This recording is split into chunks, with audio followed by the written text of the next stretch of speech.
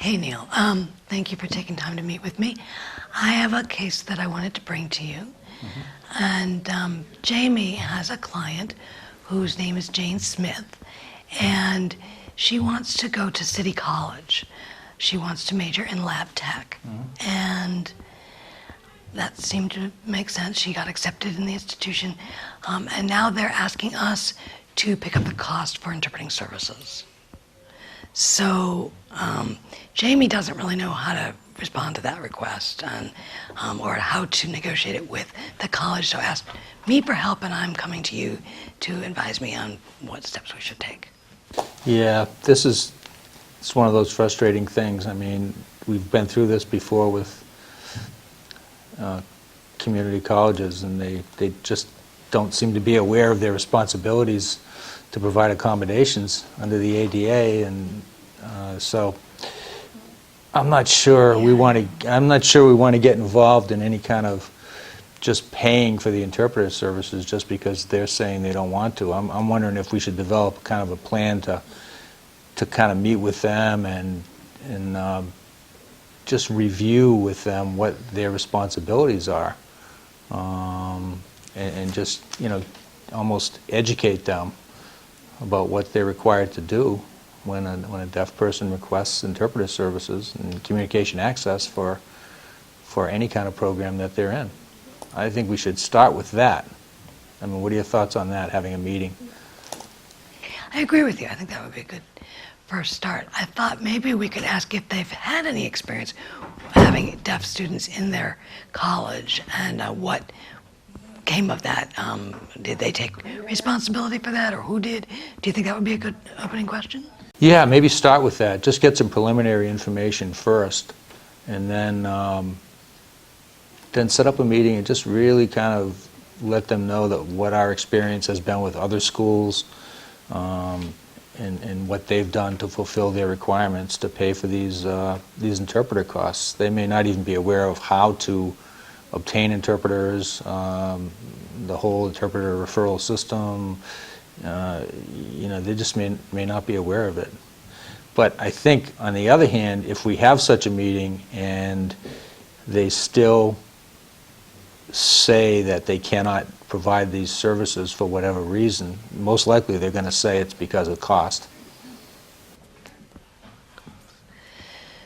So should we ask for proof that they can't afford this, that the costs are too high? Is that undue hardship, I think? Yeah, that's probably where they're gonna go. But, you know, and there's a part of me that doesn't want to get into a big legal hassle with them. So I think we should be prepared to propose that we would maybe do a cost share.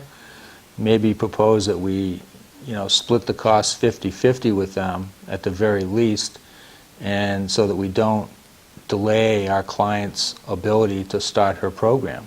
I wouldn't want to get her all hung up in some legal wrangling with the school. So I think we go in and we sort of let them know what their responsibilities are, but have a backup plan or a proposal to do a cost share, and hopefully they'll buy into that. What are your thoughts on that? Yeah, that sounds good. I was thinking that maybe I would do a little investigation about, you know, PEPNet. Yep. Find out if they have information on what other states have done, what the practice has been elsewhere in working with similar colleges, in trying to get them to provide interpreting, and who is usually responsible for the cost. Do they take it on themselves? I mean, we could even say that other colleges do end up paying for communication access. So, you know, VR is not responsible in those situations. So, I don't know. I think that's a really good idea. The PEPNet resources are really good, and we could probably contact them before our meeting and see what they could provide to us. Maybe even some documents, some handouts, some resources, so we can really show them and get them involved in some of PEPNet's activities, because that's their emphasis, is post-secondary education, communication access. So I think that would be great.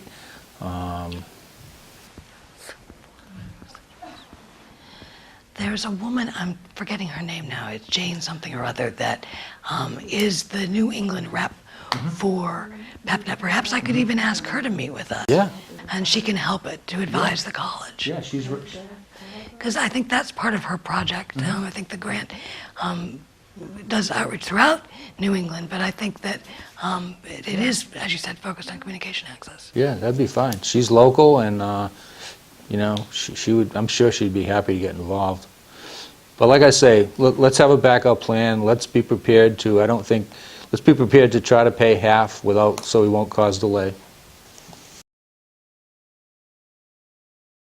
So, in terms of the backup plan, we will need to negotiate. You're saying 50-50 is the starting point, or do we need to check with legal department about how much that might be? Yeah, we probably should check with our legal department, let them know what we're dealing with here, but also let them know that our primary concern is not to delay our client's program. You know, if hopefully they'll allow us, as they have in the past. We've done this in the past when we've run into the situation. Do a cost share, and then at least start there, and then maybe we can, down the road, we can get them to assume the full responsibility.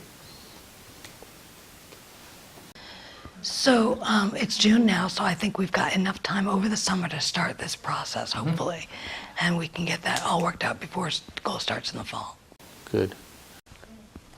All right. And hopefully that'll take the pressure off Jamie, so she doesn't feel it's all on her. You know, we can kind of take the role of meeting with the school, and she doesn't have to worry about that. And we'll just fill her in as to what our progress is and what our final decision is on the cost share. Okay. All right, sounds good. Sounds like a plan. Yeah, it does. All right. Thank you. You're welcome.